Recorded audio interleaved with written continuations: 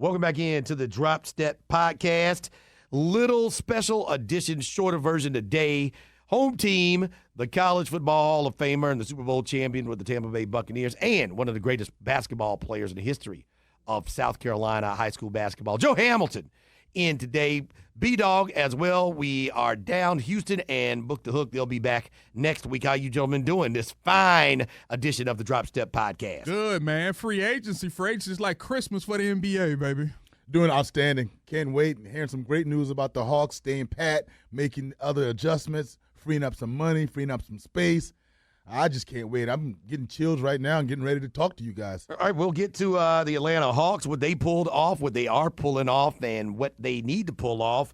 We'll get to the winners in free agency. Kawhi Leonard might be the most powerful man in the basketball universe. And obviously the big name came off the board first, so we'll kick free agency talk off with KD and Kyrie. I would just like to know what it was. Was it Kyrie? Was it New York City? Was it Kyrie coaxing Kevin Durant to come back to Kyrie's hometown? Was it a decision that was already made long ago? I would want to know the why. Kevin Durant has decided in his free agency this time not to stay or re-sign with Golden State and take it to the East Coast to go and play in Brooklyn. Well, I think we know why with Kyrie. You know, he wanted to go back home. You know, everybody want to go back home.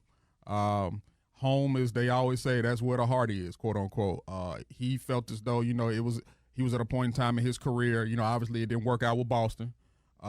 He felt as though, I guess he felt as though in Boston he really wasn't needed because you saw, like I said, they were one game away the year before of getting to the finals without him. They took a step back with him and Gordon Hayward inserted back into the lineup.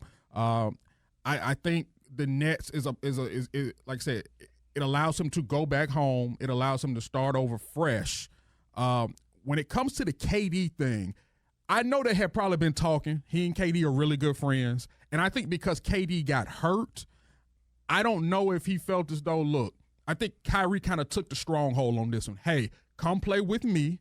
You know, we know you're going to be out a year. Hey, but come with me. Because I think if he would have stayed healthy, he may have gone to the Knicks. I don't know. Do you think, though, Harp, that these decisions are made just like you were talking about, talking on the phone, maybe text messages like that?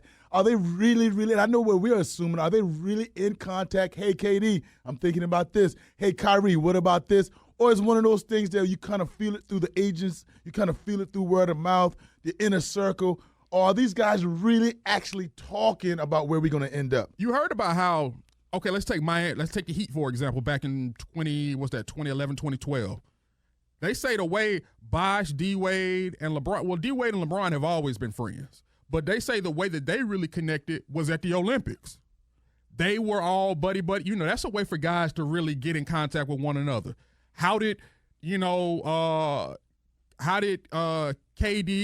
and Clay and all those guys get at the Rio Olympics?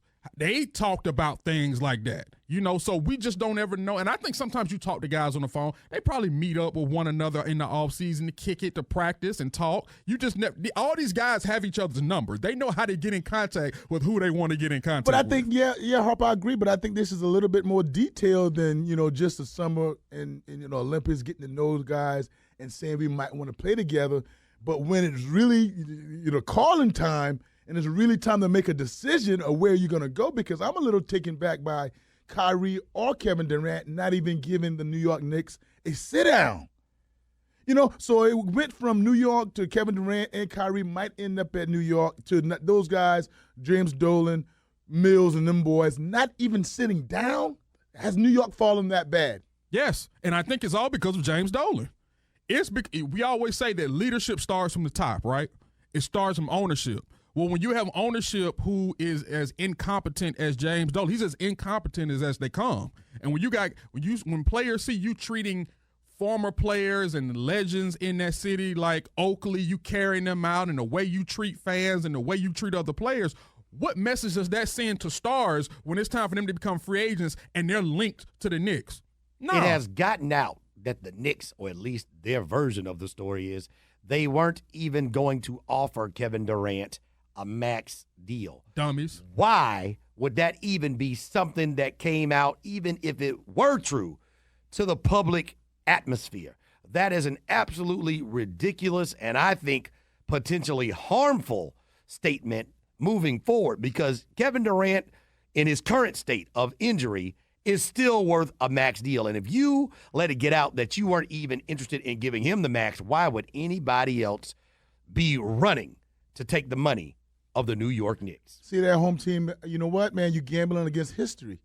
Now, I would, if I'm the Brooklyn Nets, sign him to the max, well, a little less than the max, actually, because he took less money. And I don't see a problem in those guys not willing to do that as far as give Kevin Durant the max contract coming off of Achilles injury. Why I say that is because history says that he's not going to come back being a max player. So now all of a sudden I know his accolades, I know his resume, but you're gambling against what we've never seen, and what we've never seen is somebody come back and be the same person they were before injury, before an Achilles injury. But I also think you got to take that risk because of when it comes to something like this. That's a handicapped risk, Hart. It is, but I would rather take this risk on a guy like KD, a once-in-a-generational type of talent, versus some regular all-star coming off an Achilles injury, and then I'm like, do we need to give him the max? I can understand in that situation, but KD is one of very few in this league where, for instance, let's say LeBron was KD's age and he was coming off an Achilles injury. You still think some teams wouldn't offer him the max contract? You know what? Boy, that's a good question, and I would say yes, they'll be a little reluctant. And you know why? The reason why I'll put my finger on it that they'll be reluctant is this. LeBron James is explosive. Okay. Kevin Durant is not. Well, you know what I'm saying. Right. Kevin Durant is an all-time scorer. He's lanky. Okay. He can get to the basket, great handles and all those things, but he's not explosive. All the more reason why I think it's even less of a risk to give him the max, because he doesn't rely on his athleticism. Great point. All the more reason because he's a walking bucket. He can shoot over anybody, and he doesn't rely strictly on a whole lot of athleticism to get him through the game. I think that the Nets are certainly a winner. Anybody who was going to get Kevin Durant was going to be a winner. We get to other winners and losers. I think the next biggest winner, the Eastern Conference. The Eastern Conference certainly has gotten a lot better over the last week with the re-signings and the additions to some of the teams that were already at the top of the playoff heap. When you look at the fact that the Bucks were able to keep Chris Middleton, they were able to keep Brook Lopez, so their core is going to be really good with veterans and some guys who do some really good things at a high level. You look at the Celtics getting Kemba Walker, maybe not as good as Kyrie Irving, but maybe better in the locker room and not as much of a distraction. And then the 76ers getting Al Horford to go along with Tobias Harris. That's not a bad core of Tobias Harris, Al Horford, Ben Simmons, and Joel Embiid to avenge a very tough loss to the Raptors in the Eastern Conference Finals in a Game 7. I know that Al Horford, the reason why you opt out of a $31 million option with the Boston Celtics is because you know that there's another offer out there, especially if you didn't want to be in Boston. And I know he got 4 years with $109 million. I'm all for players getting your money. So when it comes to Al Horford, get your money. I'm proud of you. Look, you got it. Boom, boom, boom. Cool. If I'm the Sixers, I'm not giving Al Horford 4 year, $100 million. I'm not. Why not? Why not? I think Al Horford is a very good player. I don't see him being worth $100 million moving forward. I don't see him being that impact. And I understand it's free agency, I understand the salary cap, and understand teams have to give players the money if you want their services. I get all of that. I just don't think Al Horford is a $100 million type of player to me. Here's why I love the move, and I love what they paid him. And I'm with you with not getting into guys' pockets. But you got a center in Joel Embiid that's been known to be injury-prone. They're not finished the season. So now Al Horford, if anybody is really thinking about the skill set of Al Horford, he's a true power forward to me. So now you're able to get him back into his normal position, being a power forward at the four slot, able to guard and defend bigs. And if Joel Embiid, whether it's a load maintenance, management, whether it's him being hurt at all, what have you, you can slip Al Horford to the 5 and not miss a beat. He's also one of those guys that can run when the last time you saw a 4-5 pick and roll?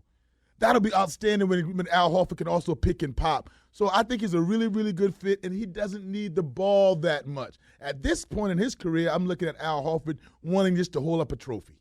And I think the other side of it is with everybody going to perimeter shooting, high pace of game, the 76ers are going to be a tough team to deal with in the paint. Yeah. If you have to deal with Ben Simmons and Joel Embiid and Al Horford down there in the paint, they're going to get a bucket. They're going to get a foul. They're going to get some free throws. And that's what Ben Simmons want to hang out at, too. Yeah, I mean, he's not going to be out there on the perimeter. So he's going to be at the free throw line and, get a whole bunch of dunks, lobs, and two-point baskets. There's footage of him, I believe that's this offseason, working on his shot. Who's giving him the ball? It's just a guy getting the rebound, the kicking Yeti, it back out to him. Bigfoot? Who's working on him? I want to see this tape. It's, a guy just kicking it out to him. He's shooting, knocking it down, getting the rebound, kicking it back out. You got 4 guys on that team now who have $100 million contracts because we can't forget about Tobias Harris. And Ben Simmons just got an extension, $170 million. Now, I honestly think, yes, you had to do that because of his youth and because you know that he's working on aspects of his game that you think will be available to you either this season or next season or somewhere in the future. You got Joel Embiid. You gave him his money last year or year before. And Tobias Harris, that's the big one because you lost Jimmy Butler. They say they weren't even offering Jimmy Butler the 4 or 5 year max contract. Wow, none of them? No. That had to be something going on in the locker room. It had to be. Or did they just prefer Tobias Harris because he was younger and he just doesn't say anything? He just goes out there and plays. He's a solid player. Somebody scoring almost 20 points. He gives you 18 points a game. Somebody who you can rely on, young guy, athletic. He's not a stupid player either. Takes really smart shots. I think Philadelphia, a lot of teams historically, you have to lose some tough situations before you get over the hump.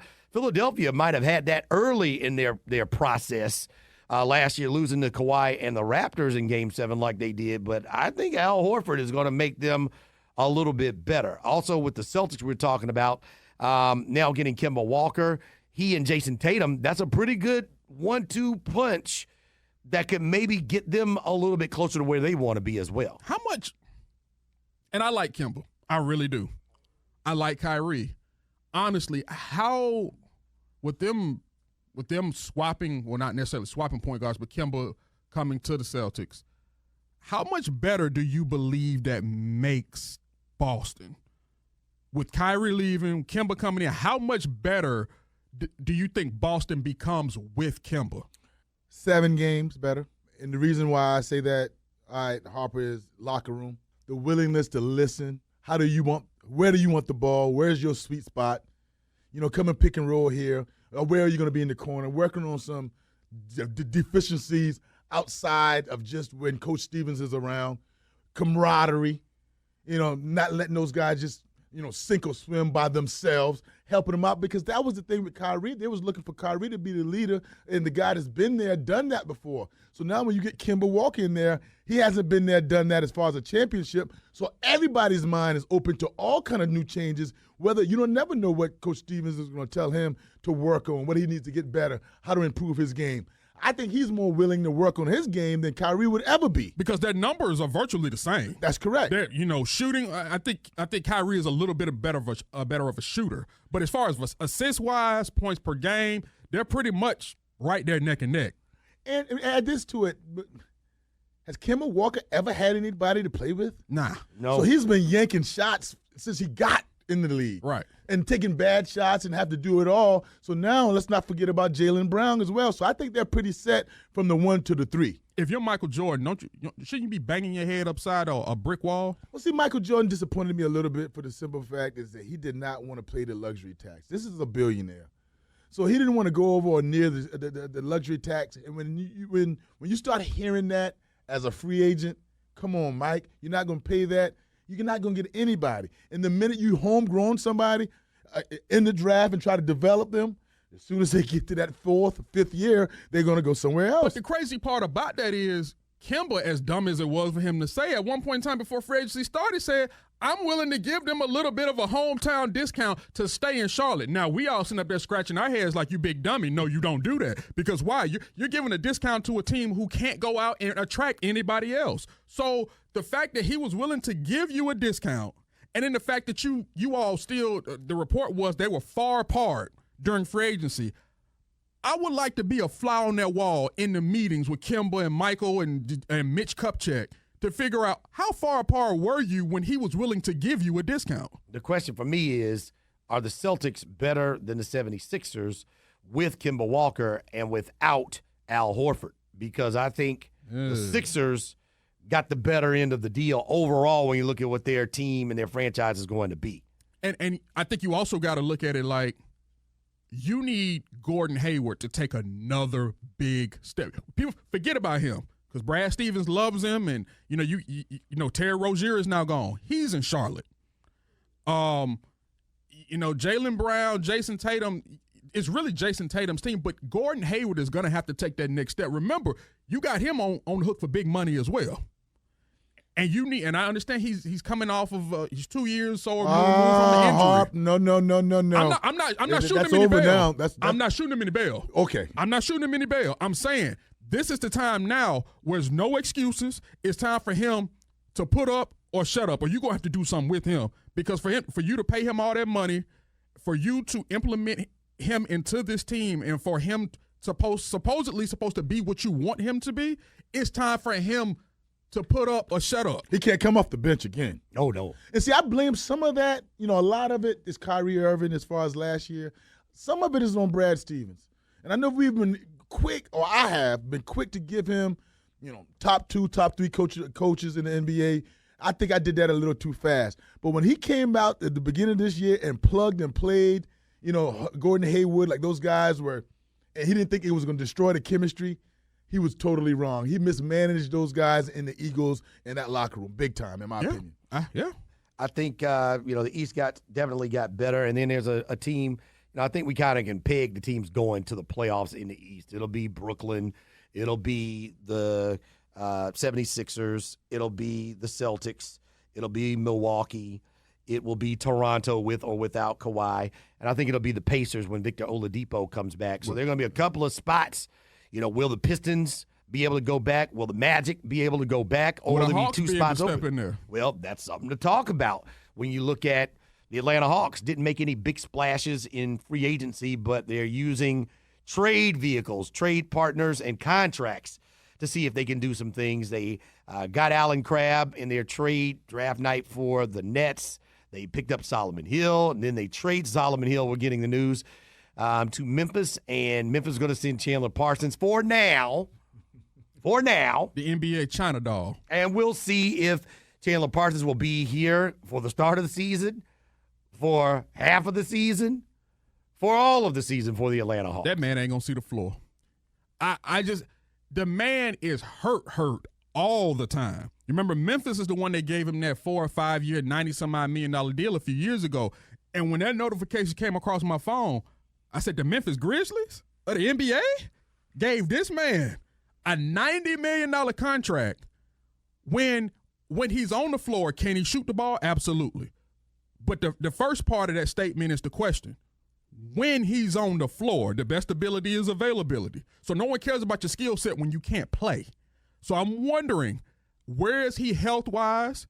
If he can step on the floor, how many minutes is he going to be able to step out there for? How many games is he going to play? How long is he going to be in a Hawks jersey? Well, if he's in a Hawks jersey, I need him to taste some humble pie. Because I don't see him cracking that starting lineup. And by the way, I don't want him to crack that starting lineup because it's going to hinder the development and the growth of our young players. So can he come off the bench? And you made a great point about the minutes. Are you cool with 13 to 15 minutes a game? Maybe spot, can you close a game if we need you, somebody getting in foul trouble? We're going to have to, talking about Travis Schlenk and Coach Lloyd Pierce, is going to have to distinctly tell Chandler Parsons his role. Yeah. Early. And if you're not with it, if you got a little attitude about yourself, your body language is not in the right place. You don't have any leverage. You don't have no cachet. Bro, when the last basketball game you played? Yeah, they should be serving him that humble pie on the bench. They should bring some of the staff that's serving down in that area, ask him to take his order, a humble pie right there on the bench where he should be coming. Bring him 2 of them. My question is this, Harper. I asked the home team this earlier. Can you possibly be a better team the Hawks next year and not make the playoffs? Can you possibly be a better team next year and not get to 28 wins? So we won, 29 games this past season? Yes, 29. Can we get a jump of 11 or 12 games? Because if we can jump 11 or 12 games in the win column. Boy, you're talking about playoffs. We're talking about 8th seed. We're talking about battling that in teetering between that 8 and that 9 seed. You want to see improvement because you got new guys, you got rookies in, you got guys like Cam Reddish when he gets healthy, DeAndre Hunter, which he has not been announced as a Hawk yet because it was a trade. He won't be announced until July 6th. And you got other guys in who will be in summer league playing. You want to see how Amari Spellman is gonna look and see what he's gonna bring to you this season. So you got a lot of things that you're looking at, but from those guys, you want to see how they mesh with Trey. You want to see how they mesh with John.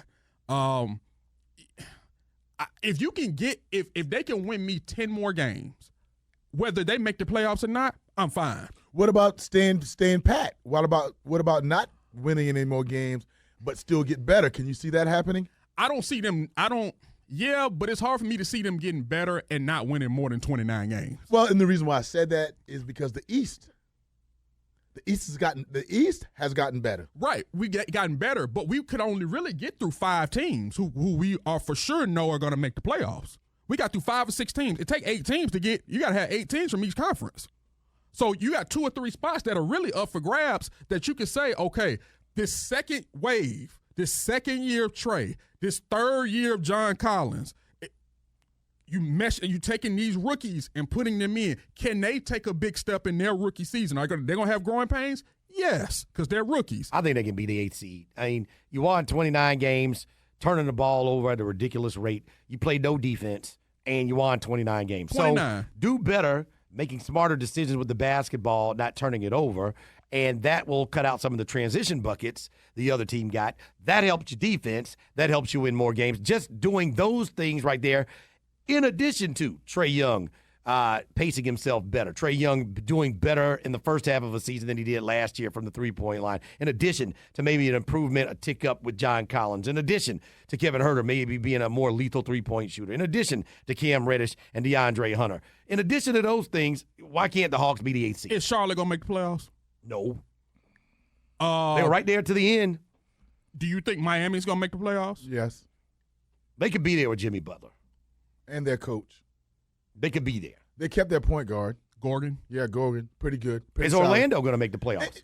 Could Atlanta be the Orlando of last season? That's what I think. They could, and guys, I'm optimistic as well, but when I'm looking at, you said 29 games, but you won 29 games last year with a somewhat veteran team. So you're going to replace Kent Bazemore with a rookie, Taurean Prince with a rookie. So are they going to eventually be better? Yes, but the experience in the NFL, you can't let that go just out of the window. Yeah, but your team is as good as your best players. Your best players are young guys. Your best Trae Young, John Collins, and those are your young guys. What kind of season are we going to try to put on Cam Reddish and DeAndre Hunter? Are we going to want this thing to move so fast that we're not giving these guys the benefit of the doubt for being young? Or are we going to have to ask these guys, because you're the 4th pick and the 10th pick, to come plug and play and be what we think y'all are going to be down the line? The thing about DeAndre Hunter, once he's announced, he's really a guy I think that you can plug and play because of his he has something that you can't teach, that's the intensity on the defensive end. His intensity on the defensive end, he said, leads to his offense.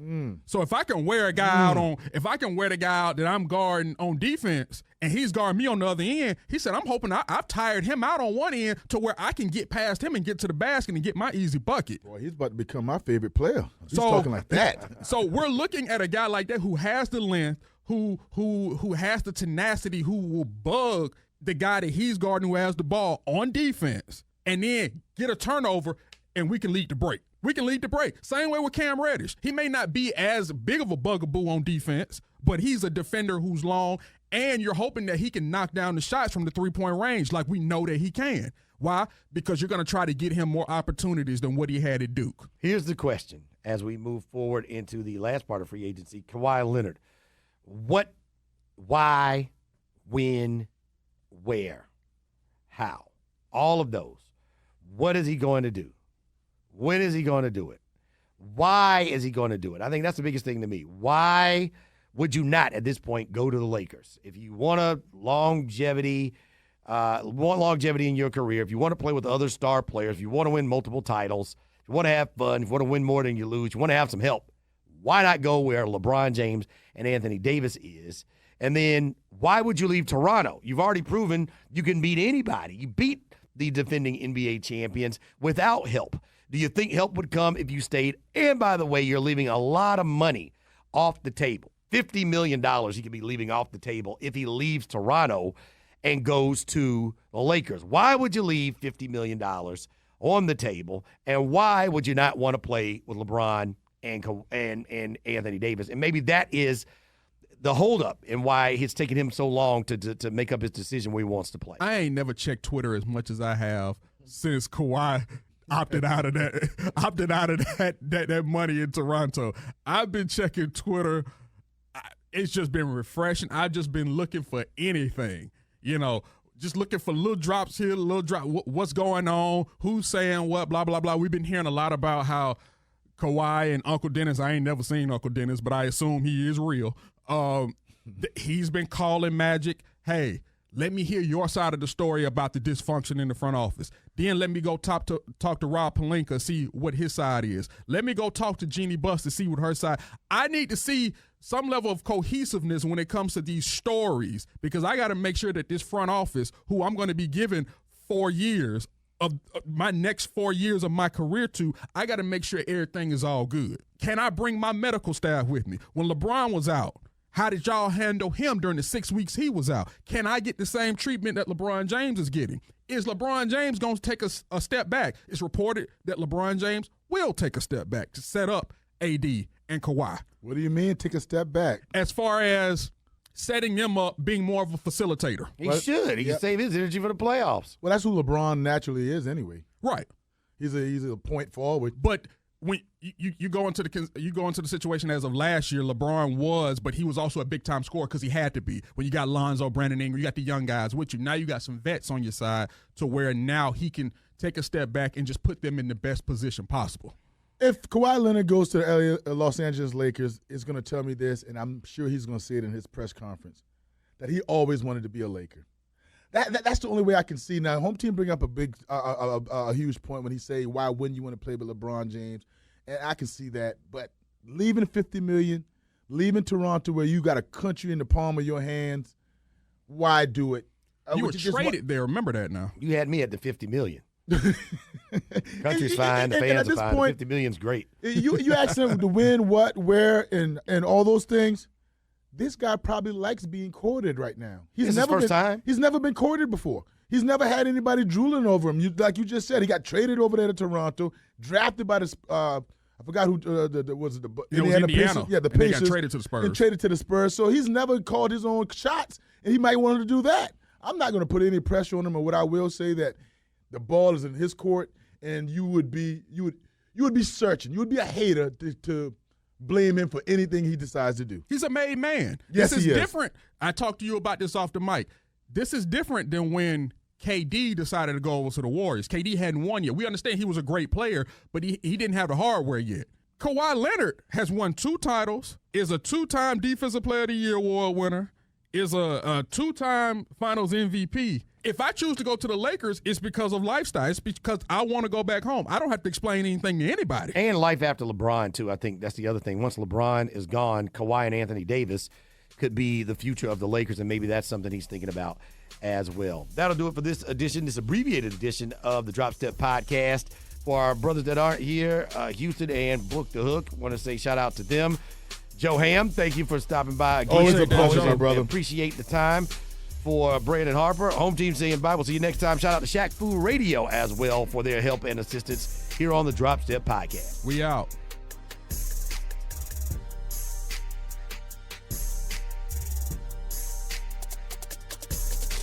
Make sure you comment, rate, and subscribe to the Drop Step Podcast on Apple Podcasts for iPhone use and Podbean for Android devices. You can also hear the podcast on Wednesdays and Saturday nights on the Shaq Fu Radio app.